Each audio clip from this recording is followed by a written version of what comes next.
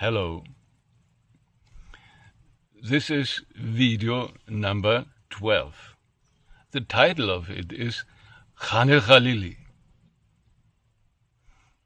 At present, I am in the house of a friend in Portugal, but the location where the episode number 12, named Khalili, takes place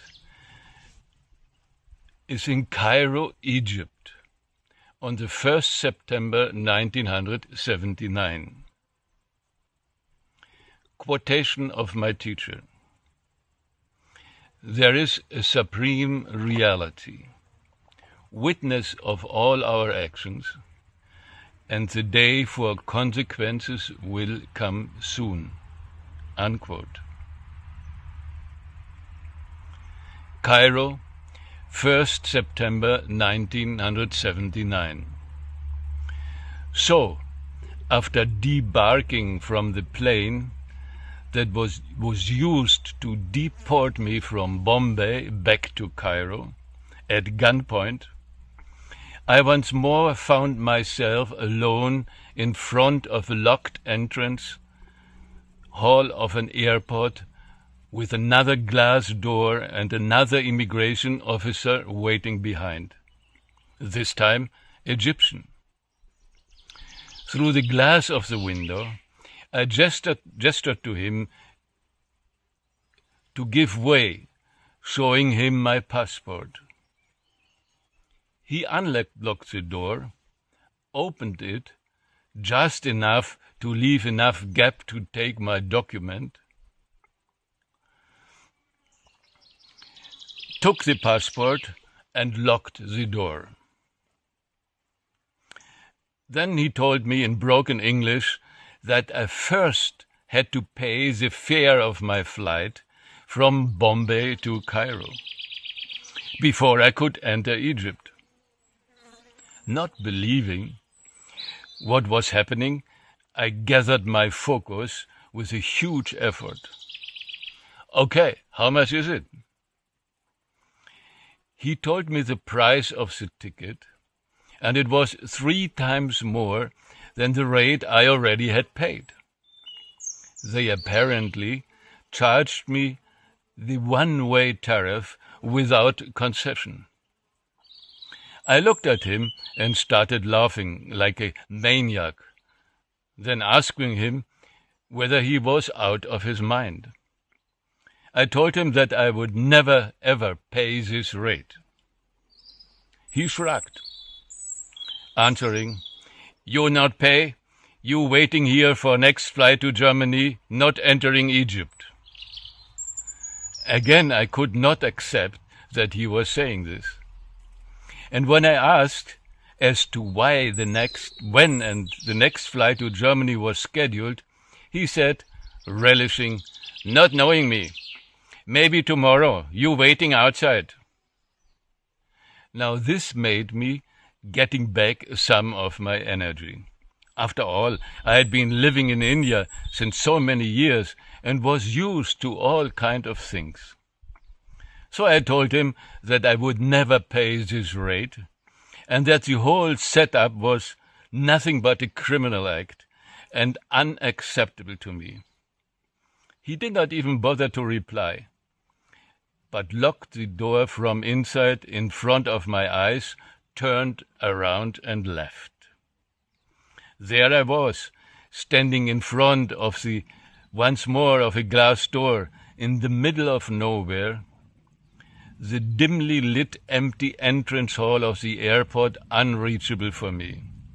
I started giggling like a crazy man. My training set in.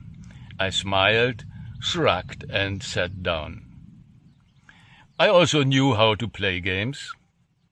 But after 10 minutes, while nothing more was happening, and there was nothing around me except the silence of a desert night, I felt the cold creeping in. And 1 hour later, my body already was half frozen. I was wearing clothes designed for the heat of India, just a sleeveless shirt and thin pants. I realized their game now.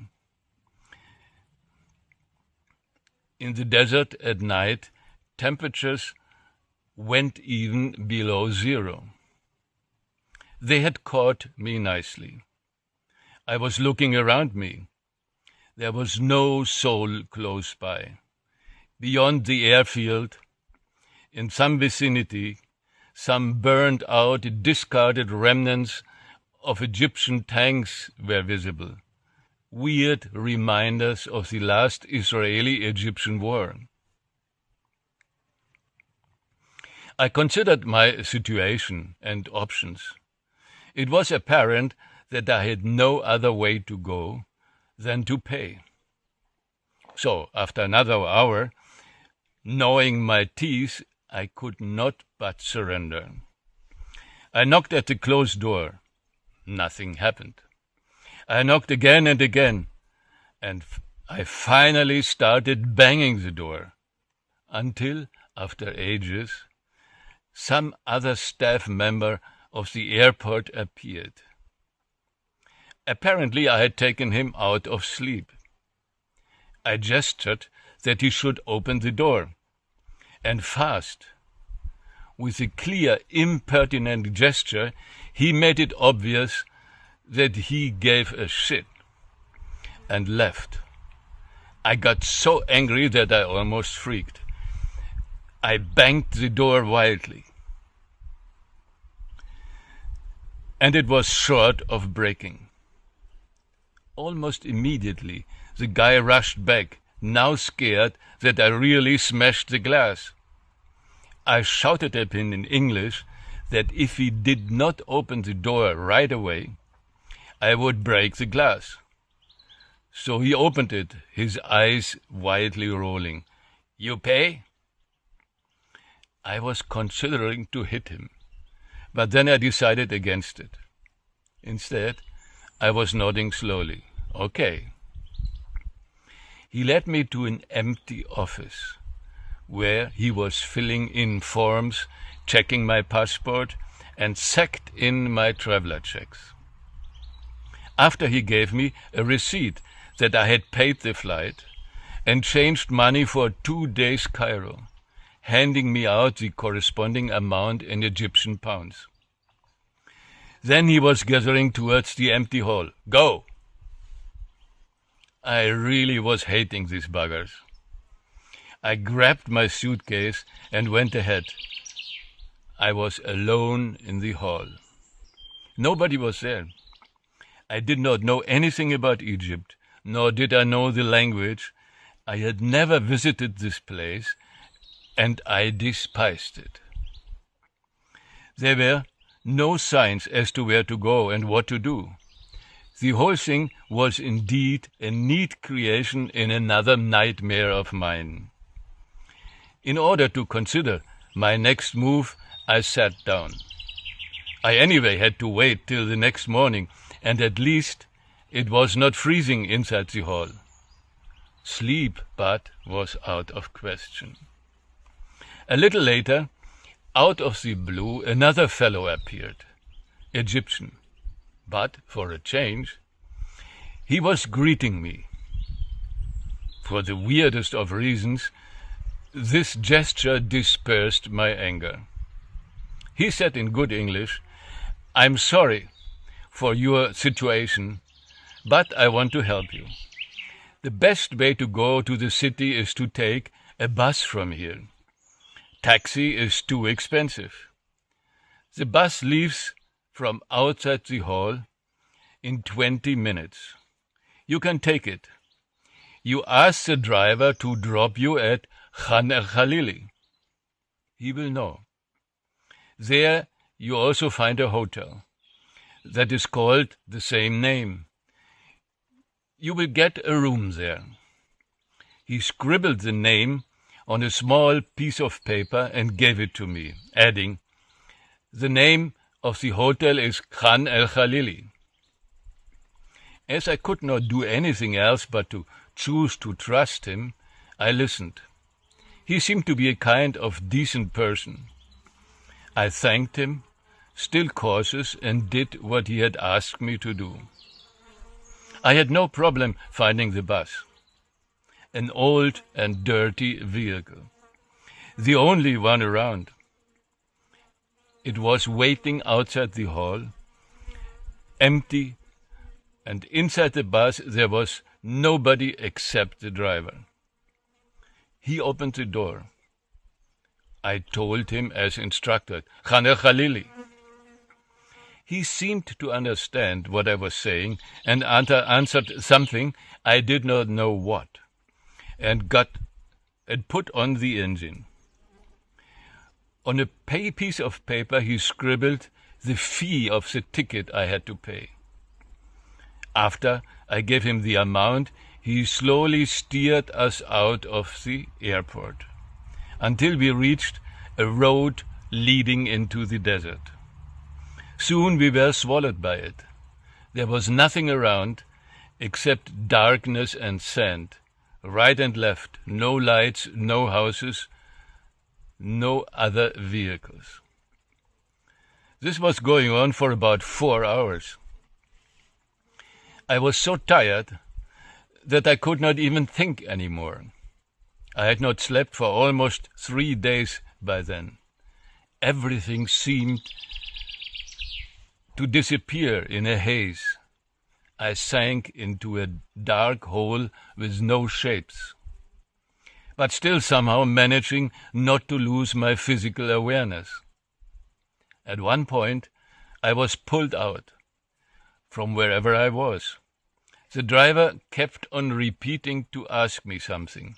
I had no idea what.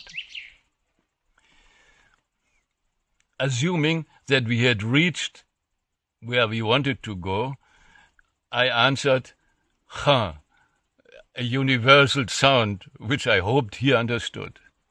And he did, because he stopped the bus, opened the door, and asked me to quit. I dragged my suitcase out of the bus and got down onto a stony, dirty road. The door of the bus closed, and I watched the vehicle disappear in the darkness. I looked around. I was at the edge of the desert, the dark shapes of a few houses visible, but no living being around. In the distance, but I could see some lights that looked like street lanterns.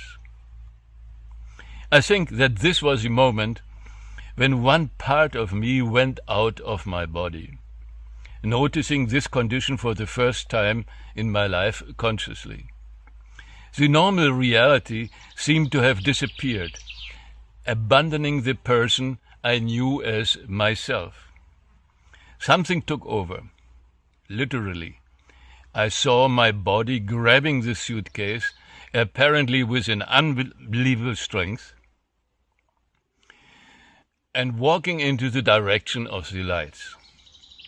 Again, I could not believe that this was happening, for it had nothing to do with me. I was admiring the physical being who was doing all of this. The me, as I was used to know, had gone. My body had taken over, was walking ahead and moving, without much fuss, one leg after another. A powerful male body. Slowly, the lights became bigger. Then, after an eternity, out of the darkness, suddenly a taxi stopped close to me. This unlikely fact made me return to the normal physical world. The window of the car opened, and the driver was asking something. I just could say what I had learned to say before, Khalili. After 1 hour, we reached the city, entering an, even at that time of the night, crowded marketplace. The car stopped in front of a dirty-looking hotel. Throngs of people around me. The driver said, Khalili. I paid and got out. Some employees of the hotel hurried to take my suitcase and entered the small lobby. I even succeeded to finish the formalities of checking in. No memory how. Reaching my room, I crashed. India, 2nd September 2017. I understand now that at that point of time in Cairo, I had been right in the middle of what I call once more interference or intervention. The definition what an intervention or interference is was beyond me. The sense of normal reality and events disappear in such a moment. And within a process beyond understanding, one acts instinctively. And it does not correspond to the ways the normal physical reality is used to move. Here, there, in this shortcut record of my diary in India, of how the process of this intervention was manifesting, the results of which lasted altogether 13 days and a lifetime after. First day, 2nd September 1979, Cairo. After being refused entry into India at Bombay airport, I was deported back to Cairo with the same carrier I had come. That was the first day of my diary entry. Second day. I am settling down at the hotel inside Cairo, trying to understand where I was and what was happening.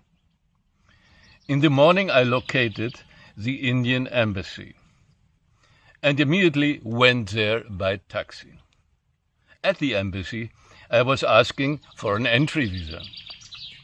The reason I gave for needing it was the fact that I had stayed in India for the last 6 years and now needed to return after investing all my money. They answered that it would take 1 day to issue the visa and I should come back only after. After finishing my work at the embassy, I spent the remaining time of the day sightseeing. I realized that my previous negative view of Egypt and her people had been pretty one-sided. Surprisingly, I even started feeling to like them. In many faces I could discover traces and features of an ancient race and culture, though I knew nothing about ancient Egypt. At night, I had dinner in one of the tourist restaurants, and for the first time in my life, I admired a belly dance while eating beef stroganoff. Third day. Having still firmly the Egyptian Museum in my mind, planted into me years ago by a friend, I decided to visit it. Again, I took a taxi. Already at the short access road to the entrance of the museum, covered on both sides with mostly damaged and broken pieces of ancient artifacts, I felt an inexplicable, growing anticipation and tension within myself. Entering the museum, I all at once had to sit down, suffering from a fierce attack of nausea, giddiness and sickness in my stomach. Inside the first huge hall, I sank with trembling knees onto a bench in front of the first major object of the exposition, some pieces of a palace of some ancient pharaoh. In my mind, all kind of wild pictures were whirling of incomprehensible scenes and places, all apparently related to what I was looking at and surrounded by. Once more I had no choice and no clue what was happening to me. I hardly could get up. I decided to leave the place. Reaching outside, I started to feel better. I badly needed some distraction, some places where I could be thinking about what was going on.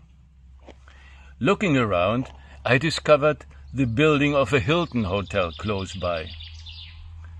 And I soon discovered that there was even a Western-style restaurant, where one even could get pizza, as one could read at the entrance.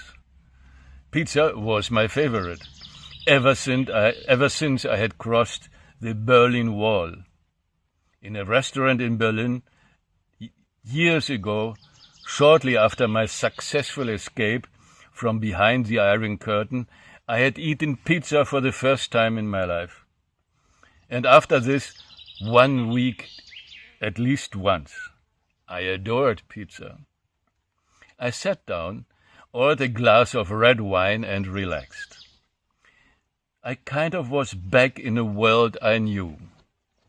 I decided spontaneously that I was to visit again the museum the next morning, after finishing with the embassy, in order to find out what I had been experiencing. After getting the visa, I would book my ticket for Bombay. 4th day. At the Indian embassy, already at the reception, I felt a change of atmosphere when I entered. The same officer I had met the day before was coming out of his room, this time not even greeting, but he ordered me to sit in the waiting room where he followed me. He gave himself cold and hostile. After I sat down, he told me that he was sorry, but I was a persona non grata in India, and that he would and could not help me.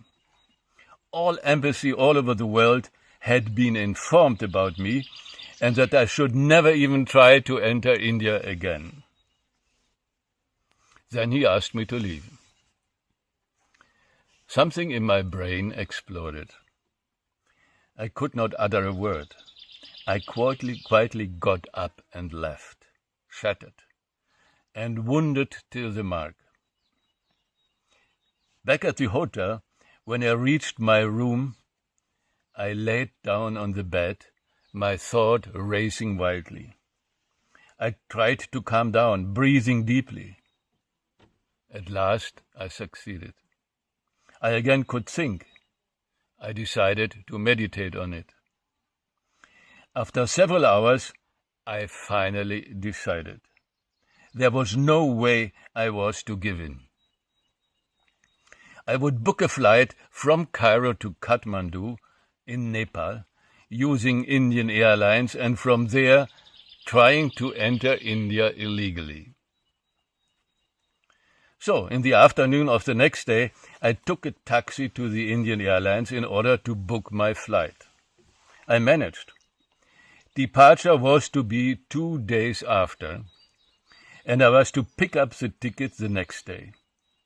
I was feeling kind of better, and I sensed some joy, because it gave me one more stay for the museum. Outside the bureau of the airline, I even was surprised once more to find out that it happened to be in the same area where the Egyptian museum was located. 5th day. I had 1 day left, and I really wanted to make use of it. The attack I suffered during my first visit to the museum I attributed to an excessive sensitivity to some unusual vibrations. I really needed to know and to understand. But when entering the huge building, almost the same phenomenon happened. I felt sick and giddy and had to sit down. Again, all kind of incomprehensible scenes were playing in my mind. One of them was a youth who was sucking the milk from the udder of a cow. Another scene was a picture of a palace connected to a nearby temple by a long pathway made out of stones. It felt as if in this vision this was me who was walking this pathway. But contrary to the day before, I let it be and did not resist. When I gave in to the picture, being soon inside the temple, I felt anew the magic presence of a goddess calling me. After a short while, the vision disappeared. I finally got up with shaking knees, staring around me. I had entered a different reality and world with reference points gone. I neither did have a guide manual of the museum, nor did I know what was really exhibited at the museum, as I never had been at all interested in ancient Egyptian culture. After a while, just like this, I suddenly found myself inside a group of British tourists who had booked a guided tour through the exhibition halls. As it so happened, I was considered being one of them, following the Egyptian guide, who was moving his group from one artifact to the other, explaining what was shown, what it meant, and the background of it.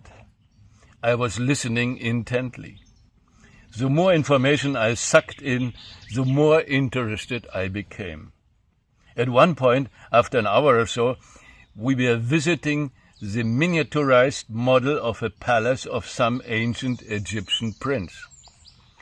The model had been placed at his tomb where he had died. I stared at the model, completely dumbfounded. And in so deep a shock, because it corresponded to the same vision I had seen the day before, while sitting down at the entrance hall, that I got terrified beyond measure, and I fled the museum, heavily panting. In the mental stage I was in at this moment, the only thing that saved me was a memory of the pizza restaurant. I desperately rushed there. Luckily, I found an empty table, sat down and was trying to calm down. I had no clue whatsoever what was going on with me. There was only one question that was driving me almost mad. How was it possible that I could see the picture of a palace in ancient Egypt in my mind, with me in it, experiencing it for real, and then afterwards see the actual miniaturized copy of the place a little later in an ancient artifact inside the museum in present time? The inner trembling all over my body made me shake. I decided to move my attention to something else, if I did not want to go crazy. Again, I ordered a drink. Near the entrance of the restaurant was a stand with newspapers. From afar, I could see that one of them was a copy of the Herald Tribune. I got up, walked there cautiously, took one copy, and went carefully back to my table. I sat down and started reading. All at once, my attention was drawn to the predominant headline. It said, "Bombay Airport gutted. Immigration section completely destroyed. Chaos. Thousands of stranded passengers." I was reading it at least 10 times before I could fully accept the content of the message. I started giggling uncontrollably while I had another glass of red wine and, of course, another pizza. My next step was the office of the Indian Airlines. They were apologizing, being extremely sorry, but there was no way my flight to Kathmandu was going to go in the evening of the next day, and that they, of course, gladly would be reimbursing the costs for my hotel until the situation improved. I was to come and check the next morning. And I would, while Egyptian Museum was waiting for me. Now I was asking the tarot topic, what all this was about. Why do I keep on creating this type of experiences? I received similar basic answers as from my tarot readings at the end of the previous episode number 11, which was called Deportation to Cairo. Like, inside this universe, where causalities cannot be avoided, justice, that is, the expression of the consequences of our actions, play a major role. What are you sowing, you will be reaping. Experiencing all of your creation will give you the inspiration for new ideas and directions to take. Eventually, you will find a good reason to celebrate. You will have achieved what you are aspiring for. This intuition and energy of the High Priestess will support you.